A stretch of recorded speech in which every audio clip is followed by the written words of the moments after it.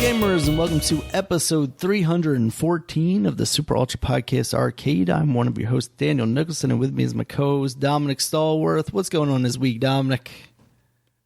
Well, racism is over, Daniel. Oh, shit. Because Trump is out. And Biden is in. It's over. Oh, thank God. Everything, normalcy is back. That's what the illusion is, anyway. But now I can complain about there not being enough unity. Yeah. The only thing I see is that, it's a lot of good things, but it's, well, you know what? You won't see a whole bunch of tweets about, from Trump or anything, or, telling lies or anything. I guess he's shit from him because he's banned from everything. Yeah. For now. Unless, so you won't see, a lot of so-called racist or sexist comments and stuff of that nature from our president. But still, I think you still will hear lies from our president. It'll just be nicer. It'll be nicer, It'll be more palatable. Yeah, exactly. It'll be like what a normal maybe politician be a little does. less dangerous and sometimes. Yeah. But I know a lot of people are excited. I mean, it's just another day. It's what it's like. I hope things get better, but I don't. It's the day whatever. Democracy survived, Dominic.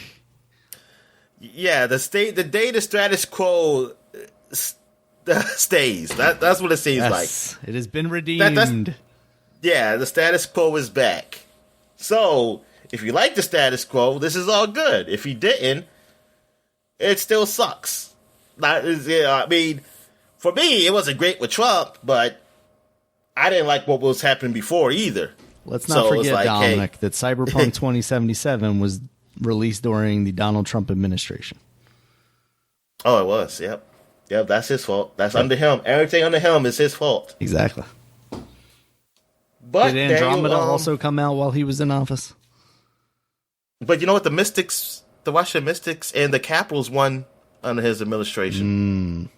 That's only because he wanted to make DC look great again. Oh, okay. It was part of draining the swamp. Well, he should have made the freaking Redskins when they were still the Redskins made again. See, then I guess I should take it back because the Redskins lost their name under the administration. So he let that happen, Dominic. I think that's bigger than even them winning championships. Even Obama protected that name. Yeah, Obama protected that name for 8 years. Oh man, but yeah. What else happened this week? Anything else? Oh yes, there was a death in the sports world. Yeah, Hank Aaron passed away. One of the greatest baseball players, the guy who broke the home run records, Babe Ruth's record. I mean, some people will consider him still the home run king because of, with Barry Bonds' situation. But, yeah, man, he was one of the great baseball players. He's before my time, but I knew of him. I knew it was like him and Willie Mays. Yeah. Were like the big hitters, especially for like African Americans.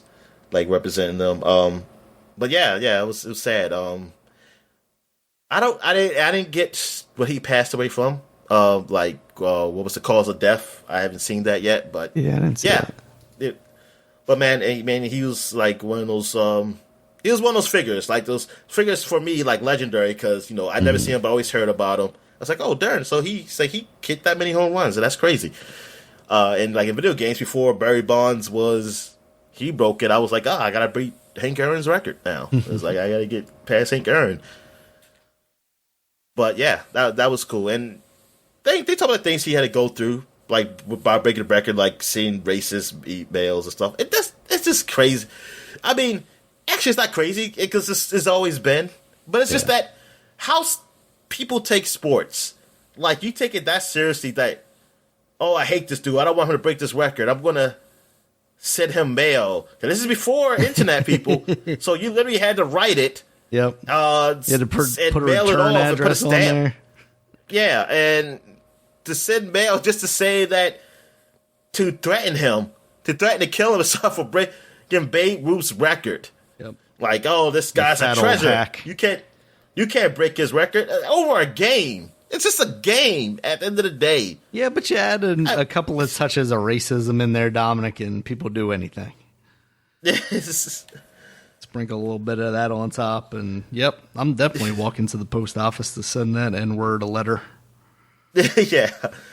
It's like, Jesus Christ. It's like, God, just appreciate, like, someone doing, it's just, it's a game. I mean, oh, well, like, they broke his record. It's like things go away. People still know Babe Ruth is one of the great players of the time, even though I'm a little suspect on it. I'm going to say. It's incredible that he could play the game so hard in that shape. Yeah. Very impressive. I mean, look, no, Babe Ruth is legendary. But I always say that, hey, he played at a time when no minorities could play the game with him. Mm-hmm. So he was playing when a fastball was 56 miles an hour. Yeah. I always wanted to know how fast the fastballs were. Because, come on, if they were throwing that hard, I'm not, listen, I don't want to take away from the game. It's a different game. Sports evolve. But when people always talk about, like, how great some of these old players were, I always wonder, it's like, but the pitching had to be different, right? Because these pitchers they only can pitch 30 games or so. They can't pitch, like, I'll be seeing, the records, like, these people used to pitch, like, 100-plus games. Yeah. How the hell you put your 100-plus games throwing 90-something miles per hour? Yeah, I said, come on. You gotta tell me something's going on with that. Anyway. But yeah, Hank Aaron, he will be missed. Absolutely. And I remember the Futurama episode he was on, and I think he played his great whatever son, who was a horrible baseball player, and then he played himself. He was in the jar in the head, on that episode. Yeah, that was pretty fun. That was when Leela was like a pitcher for that. I forgot what they call the game on Futurama. It was some weird. It was a weird baseball game. They call it something Squirm Ball or something ball. I forget. Yeah, Blurns Ball probably. Yeah. And Leela sucked because she had no depth perception and she always hit people. She always hit the batter. But yeah, that was sad. I don't know if there. I feel like there was another death, but I think it was like an older politician in Maryland died. Oh, really? And I didn't really know him. I didn't really know him. I just saw the one that I just told you about earlier. What is his name? Why did I completely forget his name, Dominic? The suspenders and the glasses. Does the interview suspenders and glasses had COVID recently? Wait a minute. You talking about the news reporter? Yeah. He died? Yeah. Oh my God. Larry. Oh my God. Larry. Dan, Larry King. Larry King, yeah. Larry King passed away. When did he pass away? New York Times reported it 2 hours ago. Oh, okay. So it was very, very recent. Yeah. Okay. I was about to say, I was like, I didn't hear. I would have heard Larry King die. So I didn't hear this. Okay. So it was this morning. It's almost like, well, at least reported this morning. Okay. Yeah. Darn, Larry King. Damn. 87 years old. Honestly, I would have guessed he was older. Me too. And honestly, I mean, I think I was just talking to my mother, and like I think she thought he was already dead. Yeah. And then I was questioning myself, said maybe he is dead. Yeah, you got Betty White alive and kicking at 99 around here. I know. She's older than the Queen. Who's going to go first? That Queen is just kicking, man. That Queen. I was like, I don't believe that's her, man. I'll tell you. I think she died years ago. Wait a second. Is Bob Barker still alive? Bob Barker's not still alive, is he? I don't know. I thought he don't have the death on Wikipedia. I could have swore he was dead. Oh, maybe he just retired. I mean, he just retired. I guess. Man, that's wild. And I know I was reading that Dick Van Dyke was consulting on the WandaVision show, and I was like, man, Dick Van Dyke's still alive. Oh yeah, I know Dick Van Dyke was still alive. I mean, we were talking about that. I was saying like him, Yeah.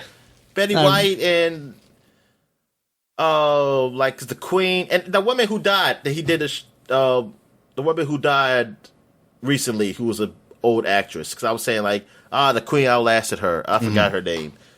The lady who threw the hat in the air. Yeah. It got Tyler stuck. Moore? Yeah, when she died, because I was mentioning Dick Van Dyke. About that time, I say, oh, he's still alive. All right, so we could start talking about dead people now. I guess we could get into what we've been watching. So I'm the only one who really watched something new. So I mean, you watched WandaVision, but I haven't watched it yet. So Yeah, so we'll save that for when. I mean, was it good? It was good. Yeah, I enjoyed it. There's definitely going some places in this episode, so Oh, okay. getting some progression. Yeah. So I watched Batman Soul Dragon. It's the new Warner Brothers, DC animated movie. Okay.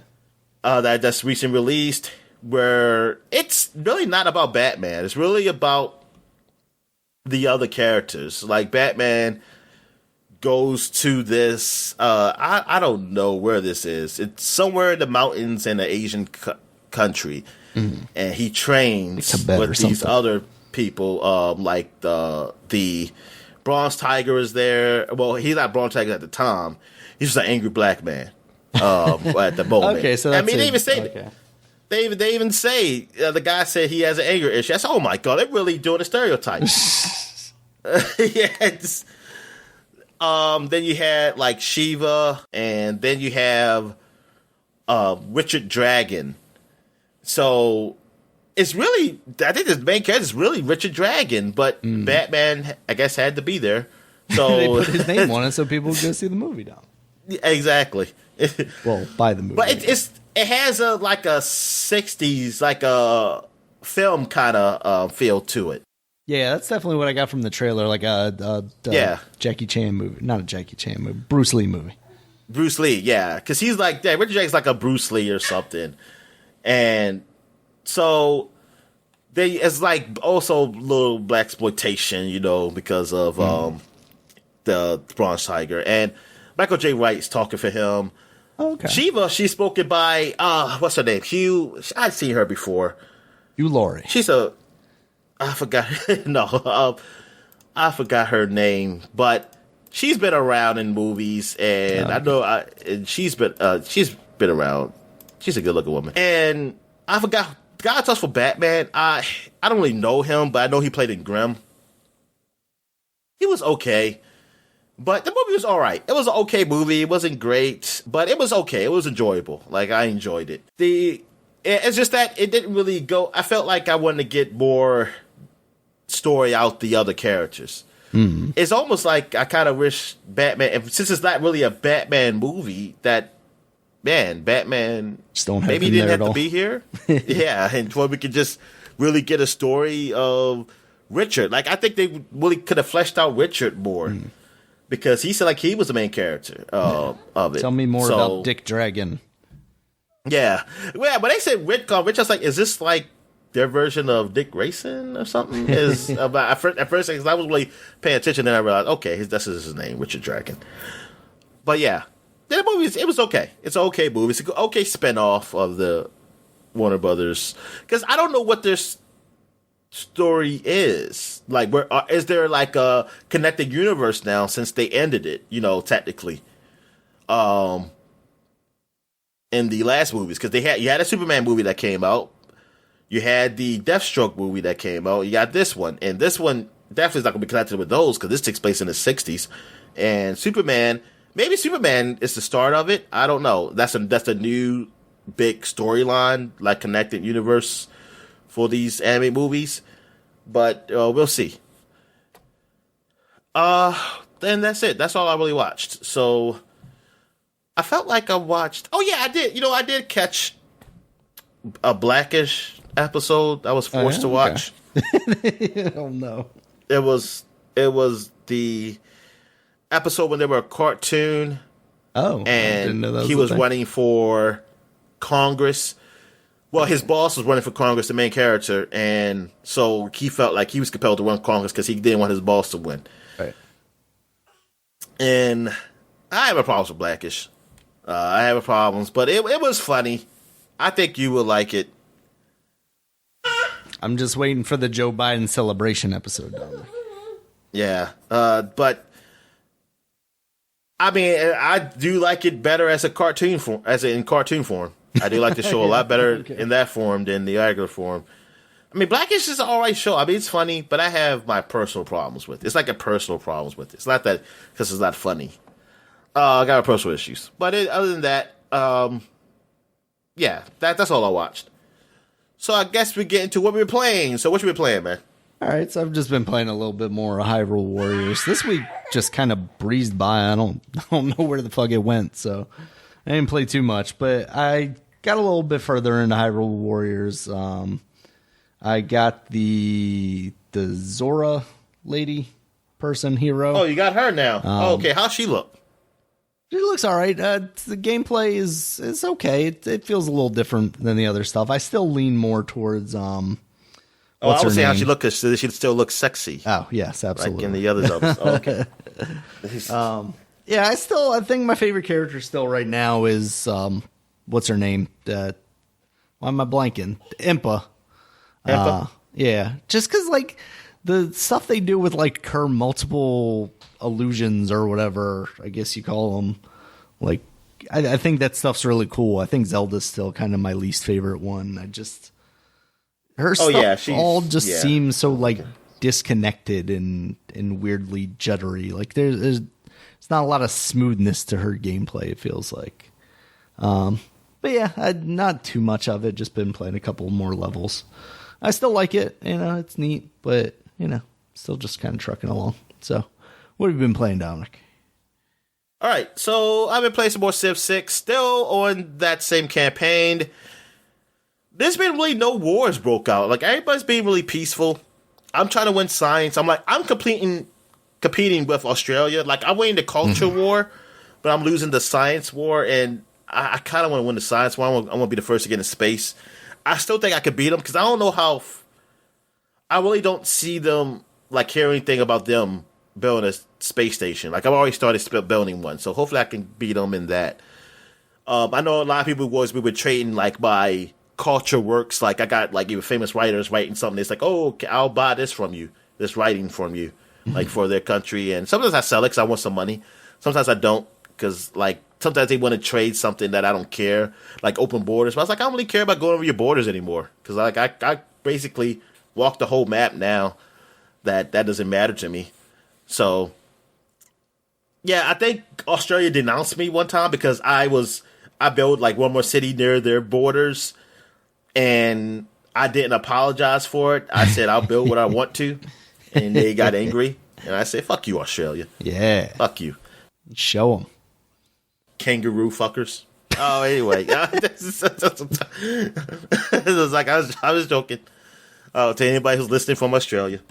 Oh, anyway, but yeah, I'm still having fun with that game. I believe, like, because you go up to like 500 moves, I finally hit the halfway barrier. So I did 250 plus moves. I know that. Mm-hmm. So this is like the longest I played the game in a while. Because I think by now I would have destroyed everything going on the PC. Because I think I was able to put a cheat sword, and then I'd be like, I got infinite money. I'm just going to keep building soldiers. Yeah. And just like, always build up soldiers, put them around the border of a country, and then they say, like, hey, I don't like your soldiers doing it. I was standing here. I said, oh, no, I'm not doing anything. And then I go to war. And then I go attack them. Like, you get negative stuff do happen when you do that. Like, you get, like, called a warmonger, and I forgot what the penalty is. Mm. But since I was like, had cheats, it didn't matter what the penalty was. I don't care. Yeah. I was like, I'll take that penalty. I'll take your damn country too. All right. Anyway, also I played some Trails of Cold Steel. Still playing that. Same thing with that. Not much to say there. Because, I already talked about this game before. Mm-hmm. Also, Call of Duty Zombies. Well, Call of Duty, what is it called? What is the newest one? Black Ops Cold War or Cold War or what it's called? Yeah, it's just Cold War, right? Oh, it is Black Ops Cold War. I don't remember now. I forget. No, it has to be. It's the same people in there, right? Some of the characters are in there from the Black Ops. Black Ops Cold War. Yeah. So Black Ops Cold War. Too many words, though. They had a free trial of Call of Duty Zombies out. I think it's technically still out. I'm not sure. I forgot it was a date up there. I forgot it was the 24th for the. Maybe it's tomorrow. It's the last day. Well, by the time you hear this podcast, it'll probably be over. So I've been playing that. It was fun. It's just that it gets a little difficult after like wave 10, and like I get killed in 2 hits. But I think, I haven't played zombies a lot, so I'm guessing the more you play it and you level up and you put on your perks and stuff, that you can survive. Like it'll be a lot easier. But that's what I don't like, because I like the way Left 4 Dead does zombies. Like, you just play it. You know what? You just play the game. It's not about leveling up your characters. You get the resources you have, and you just try to deal with it. I don't want to be like, oh man, I'm never gonna be strong enough regardless of what I am. I mean, if I start out, I gotta keep dying or keep killing and to get stronger. I mean, I don't mind that, like, during the game maybe have some mechanics like that. What it seems like they do. It's like I think they put a lot too much for me. I mean, you already got in there where when I kill zombies, I get money, and I use that money to buy new weapons while I'm playing. Yeah. Then you put the mechanic of me leveling up, and then when I go to the menu system, I can use perks and things of that nature. It's like you're making it more complicated than what it needs to be. I don't feel like it needs to be that complicated. It doesn't need to be all these mechanics in there. I think this could be very simple. But what I played, it seems fun. It seems fun. There's a story to it. I wasn't really paying attention, but it seems something to do with some machine the Nazis did or something. Because even at one point we was pressing buttons in this lab. Like, you're on this old lab, this old beat up lab from back in World War II times, and like, I guess you're currently in the Cold War, so the 80s or something, I guess, maybe 80s or 70s, late 70s. But anyway, so you're there and you're killing these zombies, of course, and then you get to this lab. If you unlock it, just like if you play other zombie modes, like every now and if you get enough cash, you can unlock a new area. And then, like, this little warp thing happens, like in dimensional warp happens, where you go to another dimension, and then you see some monsters, like these dog-like monsters I was shooting, and then it warps back to normalcy and to shooting regular zombies. So it's a story behind it. I just don't know what the hell. I don't know what the hell it is. I mean, it seems cool. It seems like it's fun. There's only one map right now. I think that's how it usually starts. It's like one map, and then later on another DLC will be another map. But yeah, it seems okay. Like, I have fun. I play with people, other people, and there's other modes too. You have the normal zombie mode. Then you have one where it's a timer, so you have to keep killing zombies to keep the timer going. And then there's there was one other mode too. What was it? I forgot. I forgot what the other mode was. I forgot what it was. But the game is fine. It's fine. I mean, it's just not my cup of tea. Yeah, really. It's like I like it. It's there, but it's just like I mean, I had fun playing it though. It's like I had fun playing it. I just wish it wasn't the way it is like that. Just like, well, I guess like with World War Z. Like, I wish it wasn't built that way. I mean, it's all right, but I don't really care about the level of system. I just like Left 4 Dead. I like the way they did it. Also, I did pick up Scott Pilgrim on the Xbox, and been playing through that game. And man, then that game is another game. I forgot how tough it was starting out. Like, but see, that's a game it's tough starting out, but once you level up, things become easier because you get new moves. And I forgot, like, oh yeah, there's a level-based system with this game. And God, I really wish they had the easier mode because easy mode is not really. Easy mode feels like average normal mode, which you know what? Maybe it is normal mode. Maybe that isn't. I wouldn't consider that easy mode. I tell you the truth. Maybe there is no easy mode and that's normal mode. But yeah, because it was. They be kicking my butt sometimes, and oh yeah, I mean, I remember having a hell of a time with that game. Yeah. But when I played my friends, it was a little easier because they can at least revive you. Mm-hmm. So that was cool. Though we ended up getting to the fourth world, I think, then died, or third or fourth world. I think it was the fourth one. We was on a bus, and I don't know what happened because we both died. It was three of us, so only one of my friends was left, but he couldn't figure out how to move forward. I don't know if it was a glitch or we were just figuring out what's wrong, but it was about late, so we was done with it anyway. But other than that, I mean, it was fun. I liked it. I do wish there was a mechanic of like just going to the store to buy items, because when I go to the shopping district, I was like, oh, I can just go to the shopping district, so I can just go to the shops. But actually, it takes me to the shopping district is part of the first level, so it just takes me to that part of the first level. So I can still buy stuff, but I still have to fight people. Yeah. So I was like, oh, I just want to go to the shops. I just want to buy some items, man. Like buy some stuff.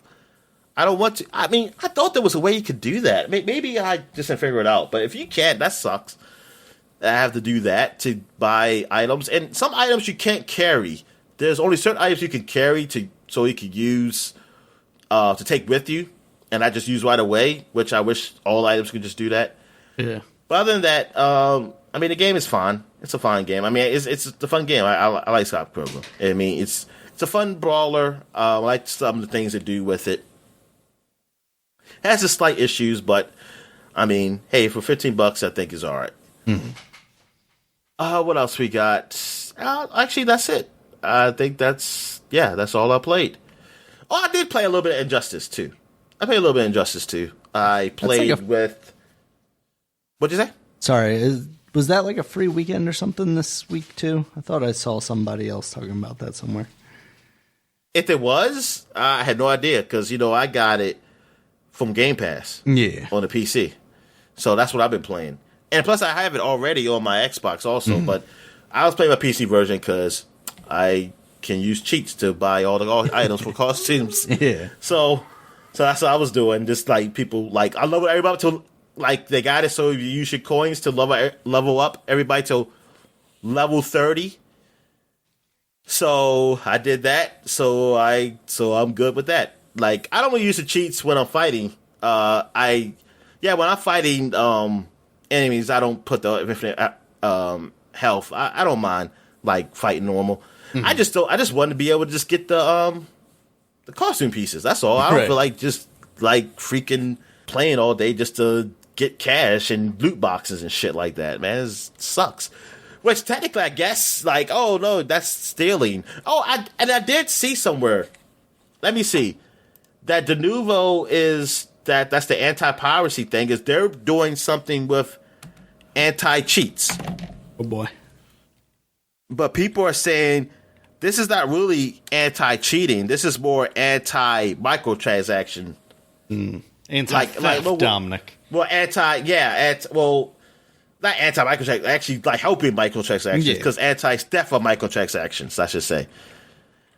Because people said, they don't like grinding. These microtransactions really hurts the game. It's like, hey, or they say, look, I can, with cheat engine, you can be specific, like say, hey, I want to make my damage slightly more because y'all made it too tough on a certain level of certain games. Like say like how Assassin's Creed did. Yeah. With Odyssey, with all the stuff like, hey, you can make the game easier if you pay for this. So well, I can just change the damage to be slightly more and I'd make it easier myself without me having to pay for it. So you make the game actually playable. So this I see how this is good for publishers. to do that because it's like, hey, yeah, because these anti cheats is making people not pay for our way of cheating. Basically, is that hard? Pay us to make the games easier for them. All these developers just need to put the options in like Control did. Then we wouldn't have to cheat. You shouldn't have it in the game, especially with me to pay for it. Are you fucking kidding me? Like for me to pay for it, like it's one thing that you don't even have it, so I can pay for it. That I use cheats, but it shouldn't even matter if I use cheats. Then it's like, hey, I bought your game, man, but.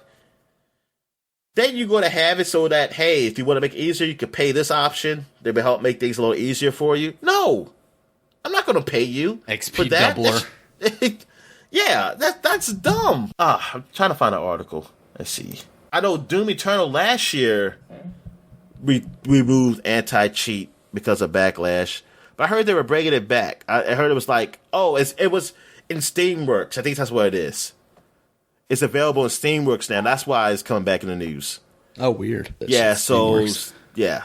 They can integrate the new anti-cheats in their games. We don't want it. And people don't like that. See, it's one thing to be, I can't get, like,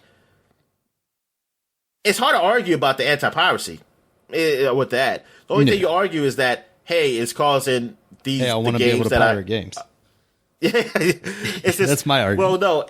Yeah, okay. But is that some of that stuff you put in there is causing games that people bought like to run not as good, not run great, or having little bugs because of it. But anti-cheat, I feel like unless you got something for multiplayer, like it's for multiplayer, I understand that. But if it's single player, who gives a shit? Who cares? Exactly. It's a single player experience. Give me all the options then. Just that's the thing, right? Is like that's always the thing. Is like, oh, people use Napster because there wasn't a good way to just get music, and now that there's a good way to get music, less people pirate music. So why the same applies to non-piracy related things. If you give me the options in the game to do the thing I want, then I'm not going to have to look for outside sources that are trying to break your game. Yeah, you put in these insidious mechanics in there that like. What you did with Assassin's Creed Odyssey, and some other games probably had it too, but that's the only one, that's the biggest one that comes to mind. Yeah.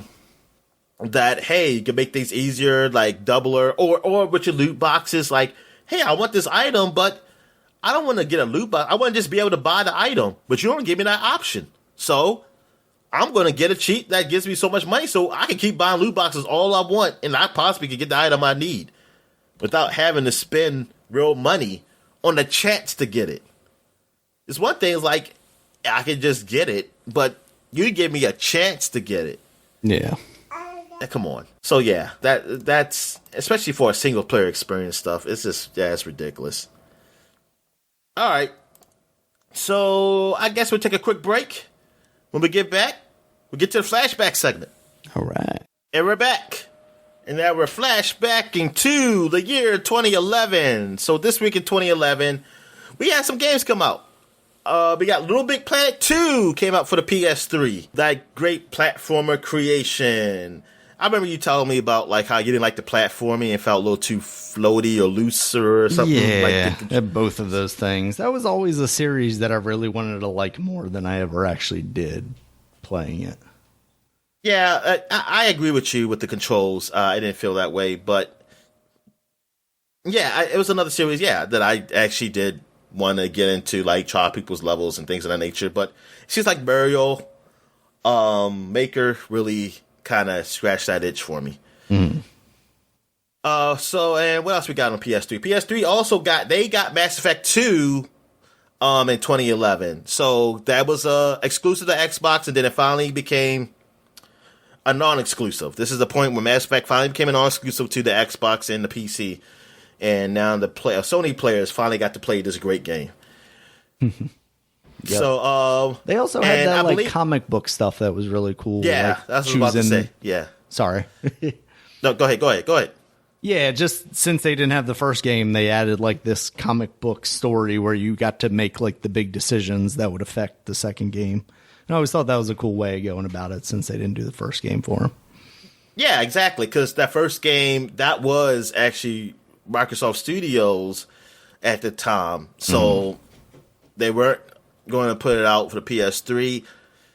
But now they're going to be getting it. I mean, it never did, right? It never did come to PS3, Yeah, right? I don't think so. The first, yeah, even like the package deals where it has all 3 games, that was just Xbox, I believe, maybe. Or they'll have like, hey, you get the comic book. And eventually the Xbox got it where you can play the comic book. You can play that one too. You get that downloadable.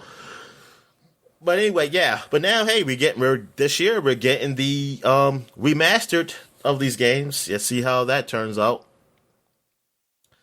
Also, Mind Jack came out for PS3 and Xbox 360. You know what? I didn't look this up. I don't know what this is. Jack.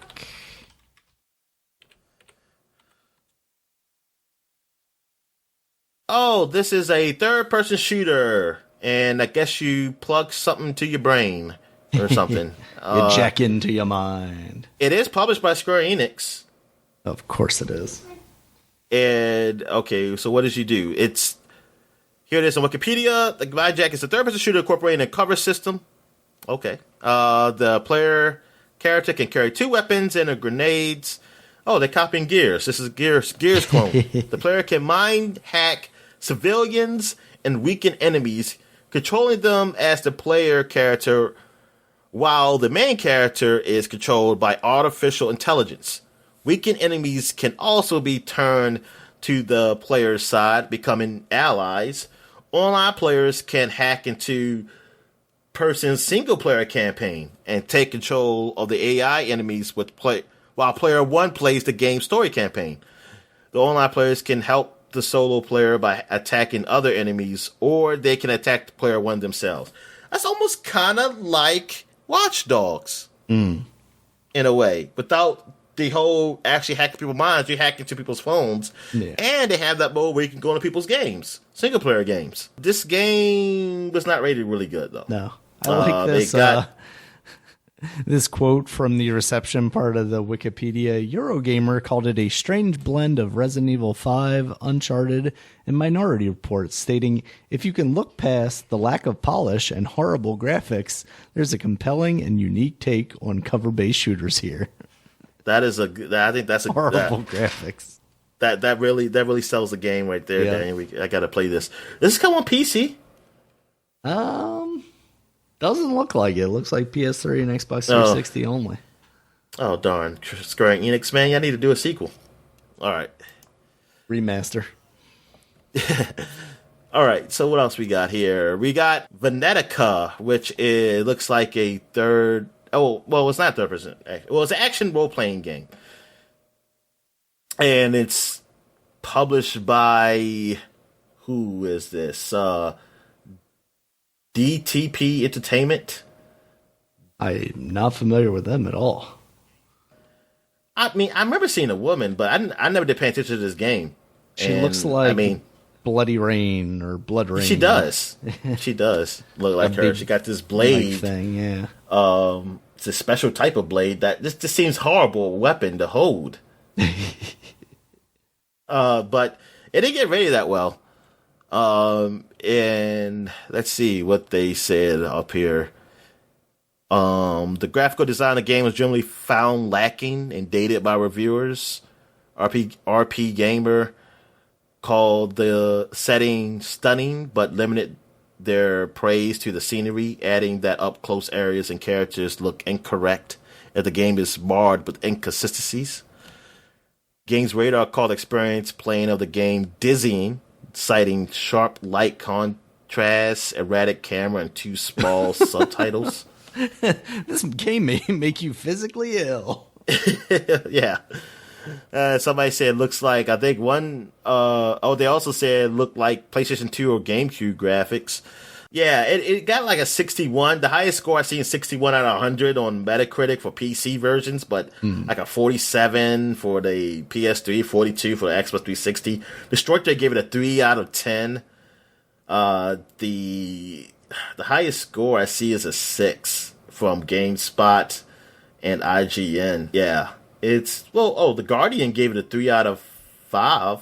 Yeah, that's why you don't go to game reviews at the Guardian. You don't use that to... But anyway, yeah, Venetica. All right, what else we got here? Monday Night Combat came out for Windows. I think it came out already on Xbox. I want to say. I want to say it came out there first. I feel like we talked about it already. Yeah. All right. Also, the Plants vs. Zombies, the original game came out on the DS. Oh, boy. Also. And that is it for 2011. So, now we're going back 20 years to 2001. And what we got here, we got NBA Live 2001 came out for the PlayStation 2. I remember this because my friend got the game. We were like, yeah, man, it looks so great. The basketball game got to look great too. And really, I at that time, I really liked basketball more than football. And it was horrible. It did not look that great. It was slow. And it just was not the big achievement like Madden was, like visually. Yeah. It was just... And it looked better than the PlayStation, but it didn't look great. And it didn't feel like this was next level. I was like, And it was worse than what... And I was jealous because I was like, oh, man, the Dreamcast got a better basketball game than this. Like, the 2K is better than this. Yeah. Yeah, and I was disappointed. I was like, this is PlayStation 2. We can't be lagging behind in some Dreamcast and something. In no categories. So I was heated. Well, but I'm glad my friend bought it because I was like, good. I ain't tell my parents about it because that would have been a gift that I could have got something else with. I could have got another gift. All right. Also, the Typing of the Dead came out for the Dreamcast, and I remember reading this in like a Dreamcast magazine. Like how good this game was, how fun it was. So, okay, this sounds really interesting. Just that you have to buy a keyboard attachment. I don't know if you could just hook up any keyboard to the Dreamcast then. You might have to get a special keyboard for that. That's what I was curious about. They say you can still play with a controller, which I don't know how that will work. Because if you gotta use a controller to pick the letters, wouldn't that take too long? That's pretty bad. Unless they do it like the Steam controller did that thing where it was like you use the two sticks and a combination of the buttons. But that's still like less about you having the ability to type and more about just you being able to memorize where the letters are on the buttons or something like that. Or maybe it just gives you a prompt of like, here are 5 letters pointing the right direction or something like that. Yeah. And last but not least, Sony Interactive Entertainment America acquired Red Zone Interactive Incorporation. So Red Zone, I don't really know them. But the thing is they renamed it to SCEA Sports Studio. Okay. Red Zone adds to the 989 Sports label. So I guess that Red Zone was a sports studio. I don't know what they worked on before, but then they became a 989. And 989 was just called 99 Studios. Then it changed it to 989 Sports. I remember they did that. And I don't think 99 made anything else but sports games after that. Because Jack Moto was 99 Studios. The first two I know it was. I don't know about the third one. I'm not sure. Maybe it was. I just don't remember. Because I never played the third one. I played the first two. But 99 Studios was doing other games besides their sports games. But then they became like just a sports studio. And now they're just Sony Interact. I don't know, whatever. They're under some label now. Those guys. It's not called 989 anymore. Mm-hmm. But yeah, that is it for 2001. So that's it for the flashback segment. So I guess we're going to take a break. And when we get back, we get into the gaming news. All right. And we're back. Let's get into the gaming news. So what we got, Dan? All right, Dominic, we got some odd news here. There was a Mortal Kombat official tournament happening about a week ago. And during one of the matches, one of the top 8s, they just kind of cut out of the match back to the commentators. And they're like, whoa, something's going on. That's weird. And then you can kind of see them listening into, I guess, like a producer or somebody talking in their headphones. And they're like, oh, we got a situation here. Apparently the situation was that Titanium Tigers, who was one of the competitors in the match, his build, like his customized character moveset kind of thing, you can put names on them. And the name of his one for Shiva was, "Why did NRS, NetherRealm Studios, do this?" Apparently a joking reference to the fact that Shiva is apparently very overpowered and kind of a very easy character to play. There's her stomp move that apparently can be spammed very easily. But apparently NetherRealm Studios did not take too kindly to that and disqualified them from the tournament and advanced their opponent immediately. Apparently, wow. Citing the code of conduct. Apparently there's no specific rule against this, but there is a code of conduct which basically gives NetherRealm carte blanche to, disqualify people as they see fit if someone does not meet their standards of decorum. So, what do you think, Dominic? Too much? Not enough? They can do it, but kind of shitty? Yeah, not enough. They should publicly shame that man for bringing dishonor to their tournament. They should sue him for defamation. But that is really petty to me. I mean, it is not that serious to me. It didn't seem like it, no. All you have to do is either ask a man to change his name, or is it a big deal if he kept it? Really? Is it really that bad? Yeah, really. Honestly. Does it really hurt you?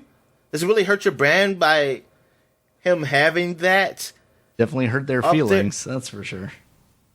Because, I mean, people all talked, apparently this is talked about within the Mortal Kombat community, all being, like it's a known thing. But those people still love the game. Right, exactly. This guy's still competing in a tournament because he likes the game, Yeah, I mean, it's not a really big, I mean, maybe you can, you could have, used it as, a joke and say, oh, okay. I mean, you could have changed it around. It wasn't, okay. Well, first of all, maybe because why did NetherRealm do this? I said, studios do this. I guess you have to know the context too. It could be something else, right? So maybe that's why they don't like it, because there's not enough context within that statement. And but then you could just say, hey, ask the dude to change his name. Now, if he says no, absolutely, then because this is the first time it appeared in the tournament. This is the first time he used that build, so this is the first time they saw it. You couldn't have just taking it down, taking that, you could even go as far as taking that stream down, letting them finish out that match, and then saying, hey, we need you to change whatever build you're going to use because that's not appropriate, or change the name of that build, whatever, Yeah. Yeah, exactly. So I can see, because, based on that, you don't know what it means. Like, what did NetherRealm do? Did they do something wrong? What does this mean? But, yeah. You could have talked to him. You made it a bigger deal than what it is. It wasn't that big a deal, and now you're gonna have people just like the Smash Brothers shit happening here. People who didn't care is going to start reacting to this. People who didn't know nothing about this are going to start reacting to this, and it's not really good press. So, why do this? It's like this wasn't worth it. I don't think this was definitely worth it. Yeah, by doing this, you just had 10 times the amount of people who would have actually seen this during the stream now talking about it. I mean, this is something we wouldn't have been talking about had this not happened, and now... No, I didn't even know it happened. I didn't even know they had a tournament. And now you've done this, and now we're talking about it. And that means, the highest echelons of video gamers are now talking about this, Dominic. yeah, that's exactly what it means. Yeah. All right, what else you got? Seems kind of weird. It is weird. Some other pretty bad news, especially hot off of what we were kind of talking about the last couple of weeks with Tony Hawk.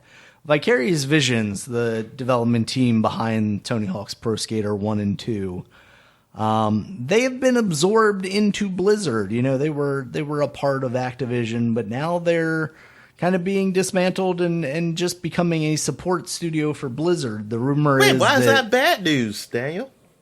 Because unless they've got Blizzard working on new Tony Hawk levels, I don't think that means very good things for Tony Hawk. Overwatch is going to have Tony Hawk levels in there. You know what? Now we're talking, Dom. You know what? Just get rid of Tony Hawk. That man's made enough money. Just replace all the characters with Overwatch characters and make an Overwatch. Yeah, like Tracer, skateboarding. I'm down for manuals. it.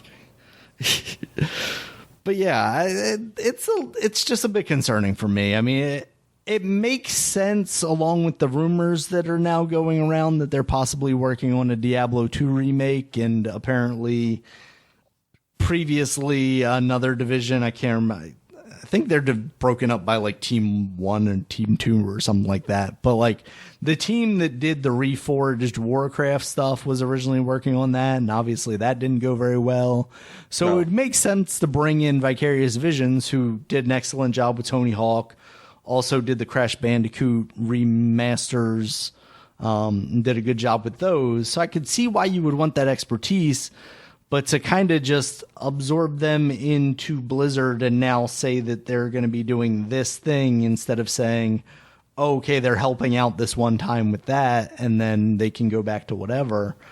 That makes me a little concerned, just because like we've seen this kind of trend with Blizzard slowly becoming more Activision-y and less Blizzard-like, I don't think we would have seen the Blizzard from our younger years, the Blizzard that you and I grew up with, release a game like Warcraft Reforged. This is a company that like StarCraft Ghost seemed like it was pretty far into development. They just outright canceled, and there have been numerous rumors of other projects. Wasn't there even like a successor to Warcraft or World of Warcraft that they were supposedly working on at one point that they... I think I remember hearing that.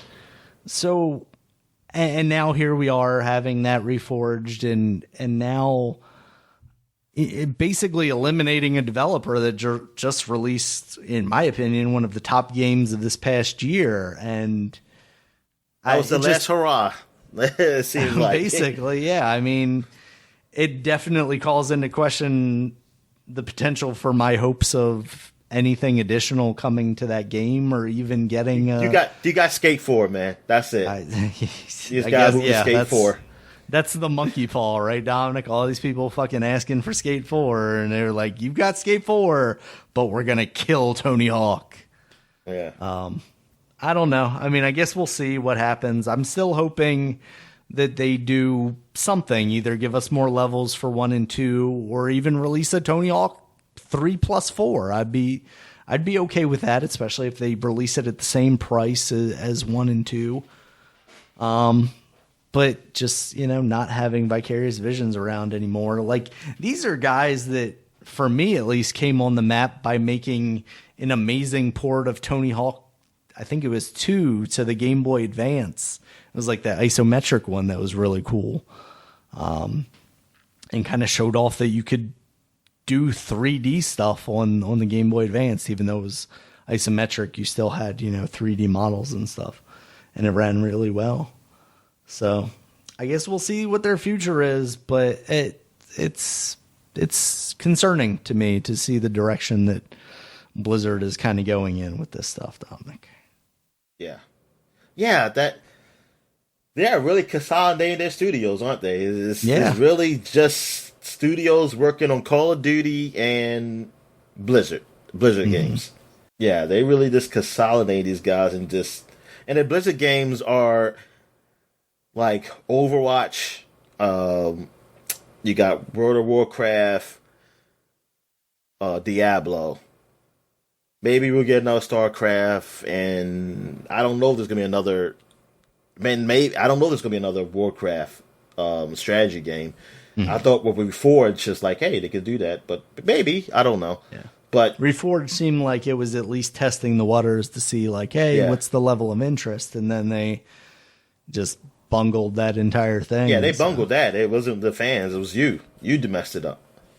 Yeah, because I mean, like, think about that. Not only did they release that game, but then they made people who were playing the old game unable to play that original game anymore. Like, they transferred everything over to that new engine, and it just didn't work the way people wanted. It's an incredible just fuck up on their part. Yeah, they just found. I guess they found it like this. Hey, this works. We're gonna keep going with these because we know we're gonna make money from these studios. You know, we're gonna make money from this. I mean, the most original thing they've done is Crash Bandicoot 4. You know, the Crash Bandicoot remakes and the Spiral remakes and Crash Bandicoot 4. I'm trying to think of something very original that they've done. Blizzard is Overwatch. Overwatch is, but I'm just saying I don't think you'll see something no time soon. I don't know if we're gonna see anything original come out of like the publishing of Blizzard and Activision. Yeah, which is a shame because like last year seemed like it was pretty successful for them, and it was the best year like quality of game wise I've seen in a while from them. They had Tony Hawk, they had the new Crash. You know, that this is stuff that they hadn't done in years. It's, you know, we joke about we've joked in the past about what they have. Like, oh, Call of Duty. They got Call of Duty and whatever Blizzard is working on at the time. But, you know, last year they actually put their money where their mouth was and said, hey, we'll use some of these brands that we have. And they've released a really good Tony Hawk game. And from all accounts, a really good Crash Bandicoot game. Yeah. Yeah, so, I mean, who did Crash Bandicoot? What was the studio? The developer, was it Toys for Bob that did that? Crash. I mean, that's probably like the only thing we're really going to see is probably things out of those guys. Yeah, they did. I mean, Toys for Bob did that. Not really, I wouldn't say original, but something not Call of Duty and not like the Blizzard games that we know. Yeah, maybe they'll make some more Skylanders games. Yeah. Yeah, we need more of those. So what else we got, Dan? All right, in some more positive news, Dominic, we had the Resident Evil Village showcase that we talked a little bit about last week coming up. So they showed off a whole bunch of stuff. We'll save the actual Village stuff for last. They showed off RE-Verse, which is you're going to be able to play as your favorite Resident Evil characters in a multiplayer third-person shooter. That it's going to be free player with versus the purchase player, of, right? Yeah, it looks less than interesting to me. It looked kind of ugly too. I actually would prefer that they did something kind of like a Left 4 Dead thing. That would actually be very cool, like just waves and stuff. You know, like Gears Horde mode. Yeah, like a Horde mode or something, or something more actiony, like, oh, you're going through these maps of like the game, but just playing it like in an action type of way, and you know, like you said, like zombies busting through but just with the Resident Evil framework behind it, like. But they made it like, oh, you're player versus player, and you're shooting each other. I'm like, what the fuck? Why? They basically made bad Fortnite. Except it's not even like a battle royale, so they're not even like following on that trend. You saying it's free with Resident Evil 8? Does that mean I have to pay for it separate? That game doesn't look like a game I want to pay for. I would imagine that it's just not a game that you can get otherwise, because that's what I'm saying. That's what I'm saying. It feels like this is a thing. Like honestly, I'm not even sure why they did it, but it's just a bonus. Like, here you go. Somebody on the team wanted to make a multiplayer game, so we let him, and here it is for free. Because it just, I don't know if they're going for like a more retro look of like. Because some of the models almost look like they were trying to make them into like PlayStation 1 graphic levels. And I don't know if that's just the look they were going for. If it's just like, oh, you guys didn't put much effort into this at all. Yeah. Yeah, that was, I looked at that. I was like, I don't like this look. Because at first I was thinking it was just, you know, shooting waves of zombies and different maps that in old Resident Evil games, I say, okay, this is cool. But then I saw them shooting people, like shooting other players. It's like, oh, I don't know, I don't like this. And this ain't for me. Yeah.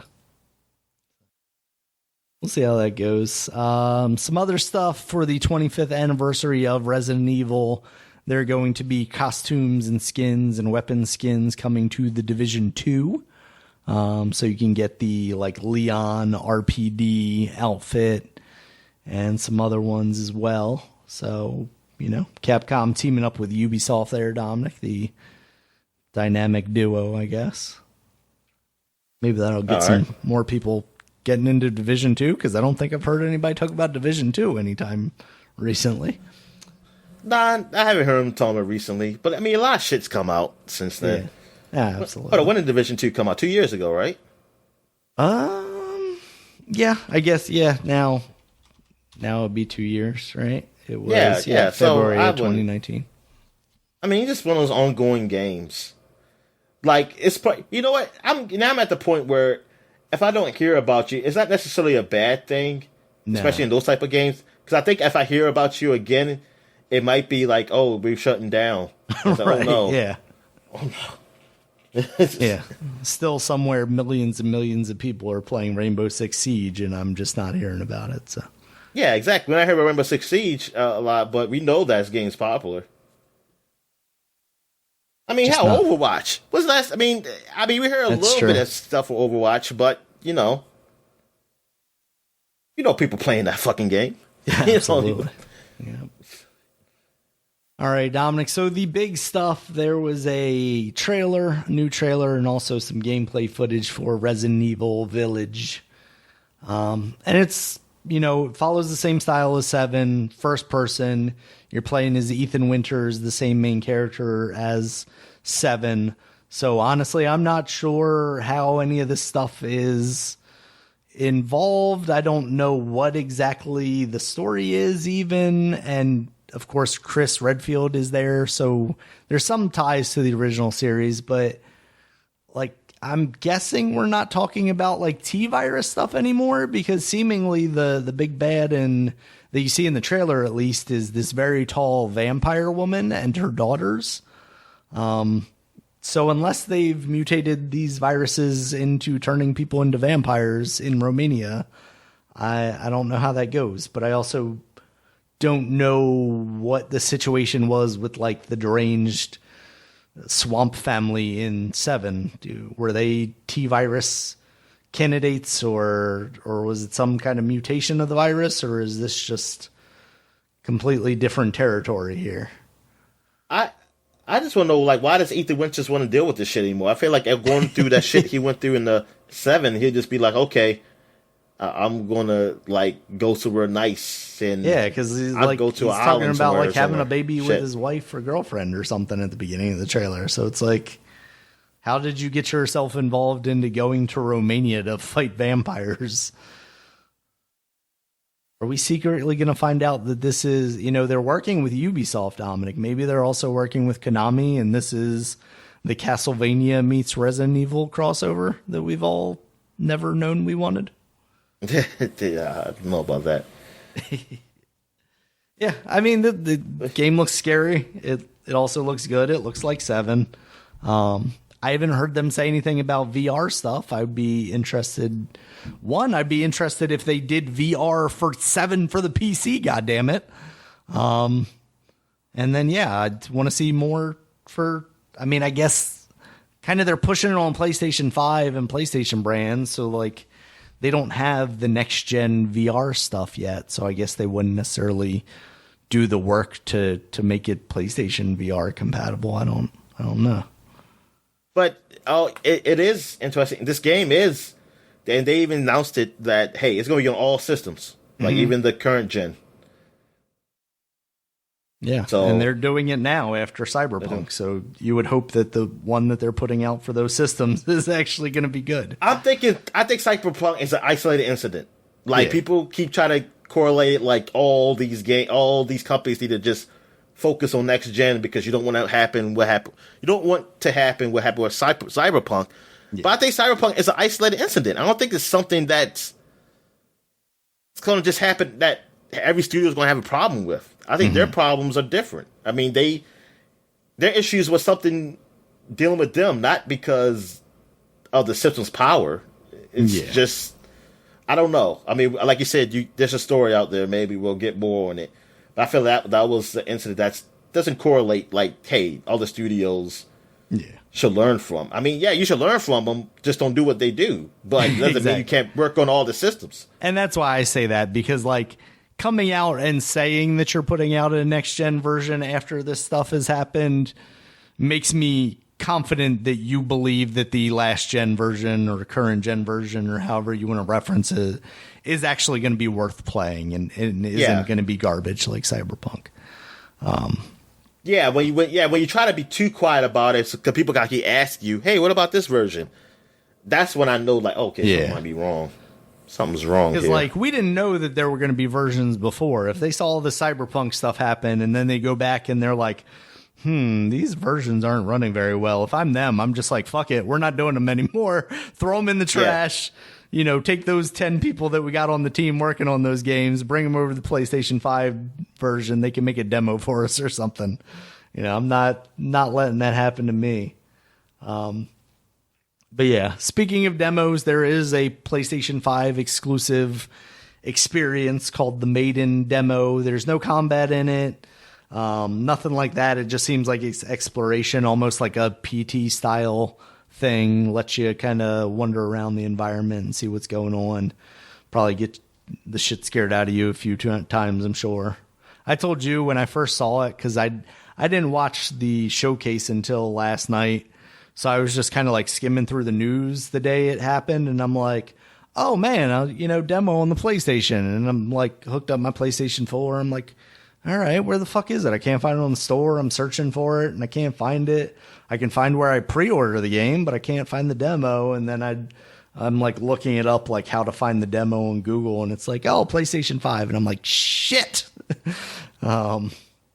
So I'm a little less mad about it, knowing that there's not really combat or anything in it, even though that doesn't really matter to me. I don't know why. I'm just trying to justify not having a PlayStation 5 and not being sad about it.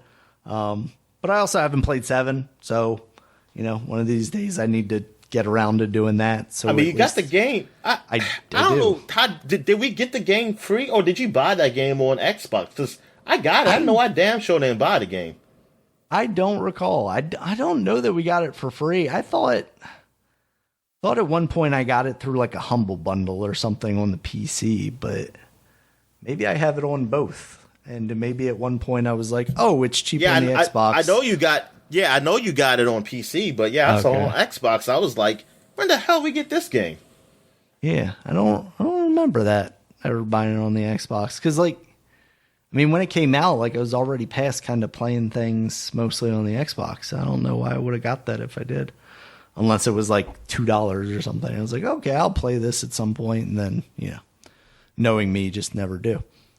So, yeah, one of these days I want to get around to that. I mean, it still makes me a little bit sad that they never did a VR version for the PC. I think that's a lot of why I was holding back originally.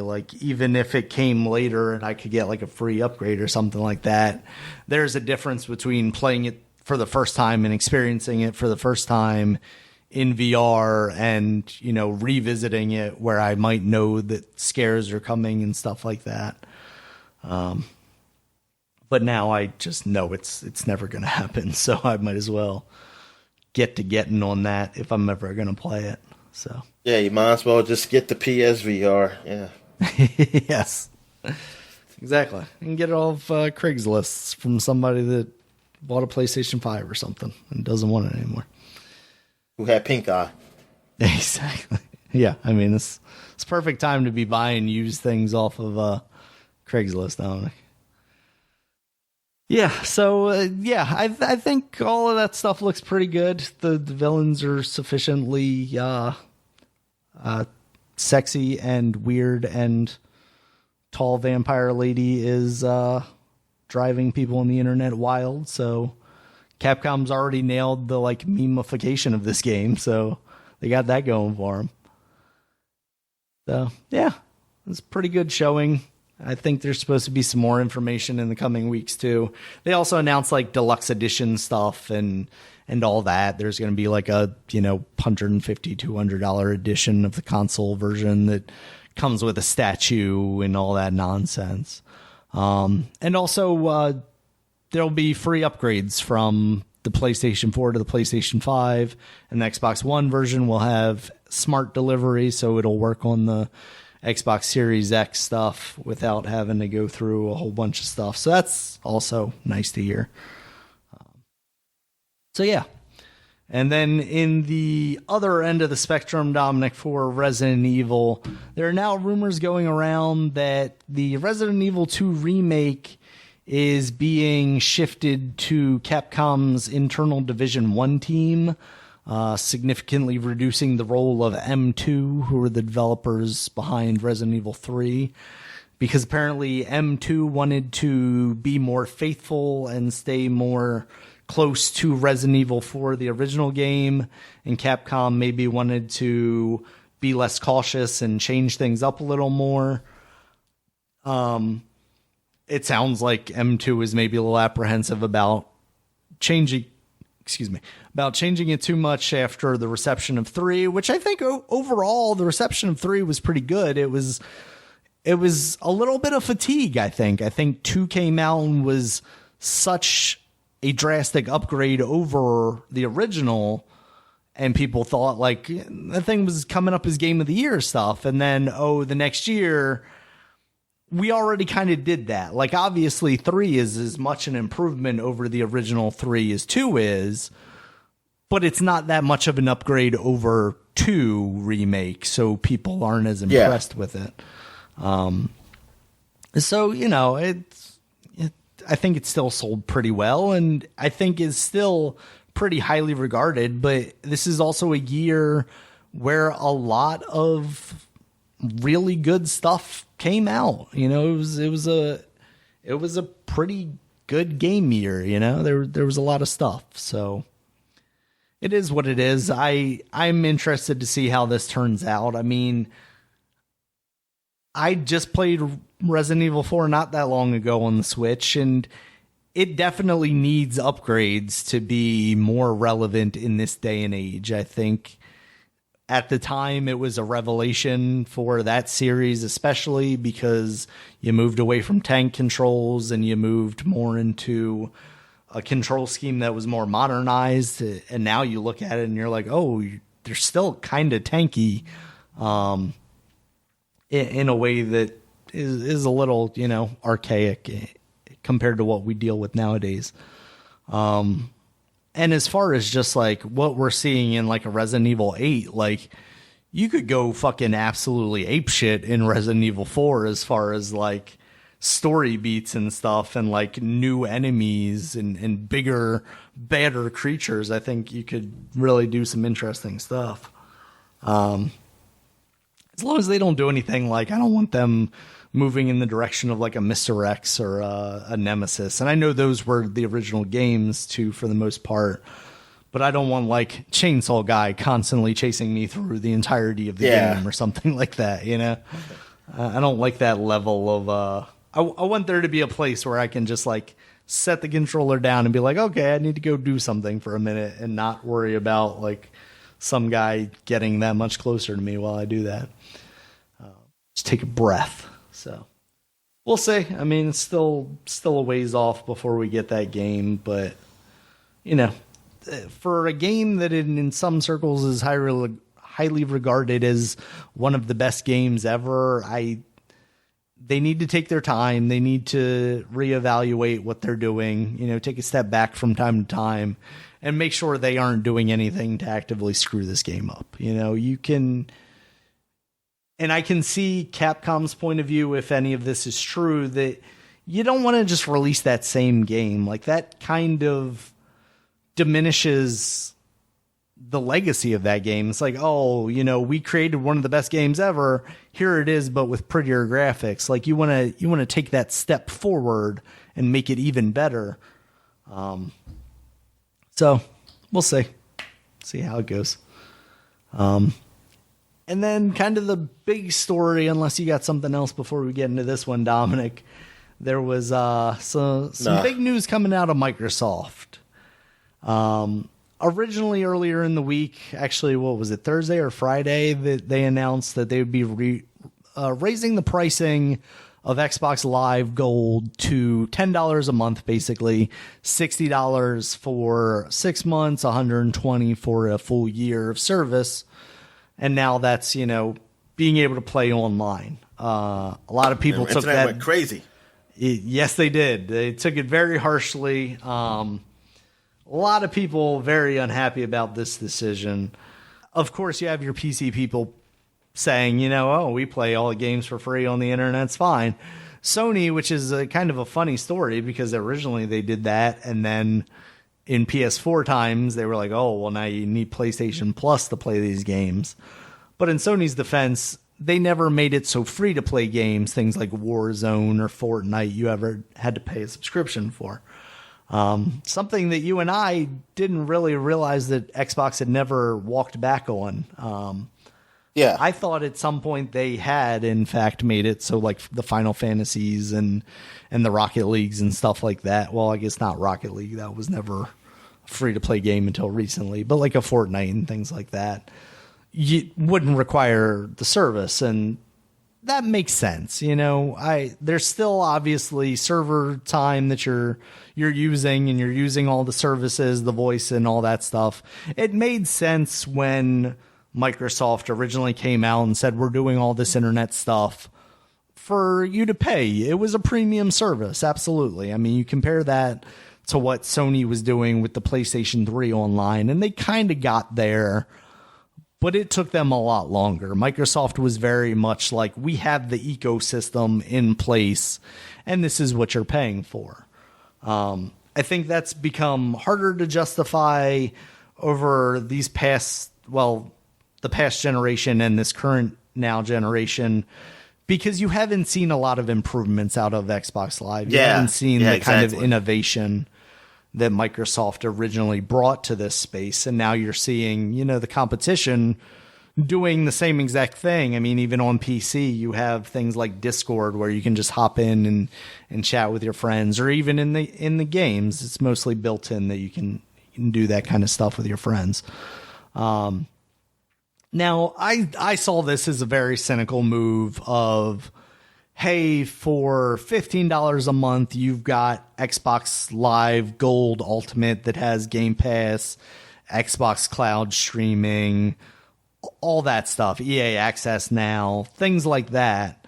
And this was just a way to kind of nudge people or even force people in that direction, as opposed to going in the direction of just getting Xbox Live Gold. So you're getting an extra $5 out. Well, you're actually getting an extra $10 out of them by telling them that they need to pay an extra $5, basically, right? Is like, hey, we're doubling the price of this, but hey, for $5 more, you can just get the ultimate, you get everything, and hey, now we got you locked into all these services.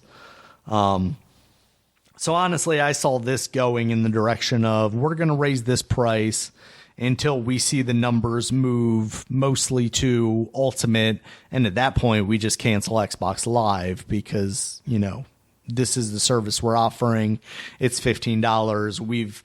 We've kind of did the crab in the pot move of like slowly raising the price, even though we didn't really, you know what I mean? Like the top end is the Ultimate, and then we're kind of slowly raising the price of the other thing, but that's just forcing you to the Ultimate anyway. And then all of a sudden, hey, the lower tiers are gone. But in an absolute mind fuck here, I got on Twitter this morning and saw that this stuff was still trending. And I'm like, oh, hey, look at that. And apparently at some point late last night, Microsoft completely reversed course, canceled all the price increases that they were going to make, and even went further and are now making it so Xbox Live Gold is not required to play these free games like Fortnite and Warzone. And see, complaining and crying works, people. And death threats. I was doing death threats. Oh, God damn it, Dominic. I mean, well, thank you, but also, God damn it. But yeah, that is crazy. Because I didn't even know it reversed. Because you said it, and I was like, "What? They reversed it? That's crazy." Yeah, I didn't. That quick. Yeah, that quick. All within 24 hours. It's like, what the hell? Like, they were. I guess they were loud enough. The voices were loud enough to say, "Hey, they were displeased with this." And they said, "Okay, fine." Or this, like I told you, this was the plan all along. This was the plan all along. It very well may be. And they're also just, I don't think they're in a good spot right now to think they could get away with a move like this. Like, they're not at the top right now simply because, like, they just put out a new system, but people aren't talking about it in the same way that they're talking about the PlayStation 5. And that's not to say that it's not good or even, as powerful or more powerful than the PlayStation 5, but the word of mouth and the popularity is just not there. It's behind the PlayStation. And this is obviously a move that they could have made if they were at the top and said, like, "Hey, look, guys, we're at the top. We're offering a premium service. We're asking you to pay more for it." But they're fighting as the underdogs right now. And this very much screams to me Phil Spencer looking at this going, "This is really bad optics and we need to do something about that." He seems like a guy that is very passionate about the Xbox brand and knows the right moves to make to bring that brand back to where he thinks it should be, Yeah. Yeah, exactly. So I'm glad they did that. I'm glad they reversed course because it's like, come on, guys, y'all don't need this now. Y'all been doing so much goodwill.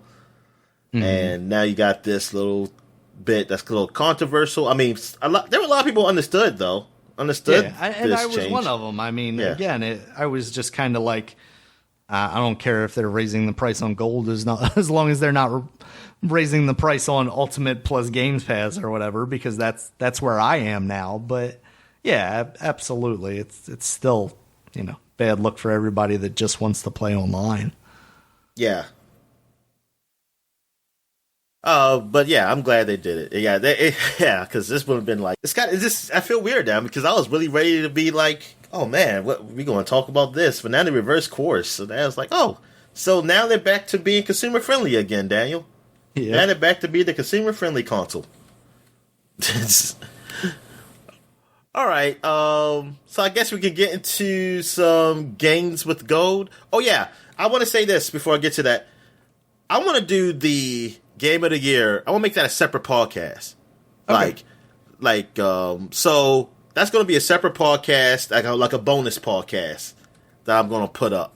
That we talk about our game of the year, our half-ass game of the year. Yes, that's what it's going to be branded as. All right, so I guess you got some. Oh yeah, the Games with Gold has been released. They released the what the games we're going to get for February.